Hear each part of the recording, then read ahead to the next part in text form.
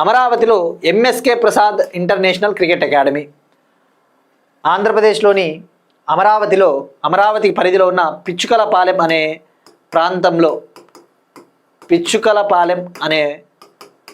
ప్రాంతంలో ఇది అమరావతి కిందకే వస్తుంది.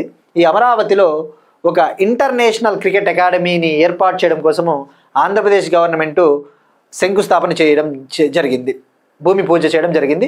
Foundation laid for MSK Prasad international cricket academy in Amaravati of Andhra Pradesh.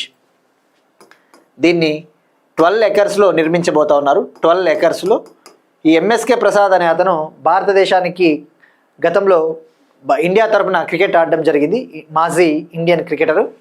12 ఎకర్స్లో ఈ ఇంటర్నేషనల్ క్రికెట్ అకాడమీని ఏర్పాటు చేయబోతా ఉన్నారు. ఇందులో భాగంగా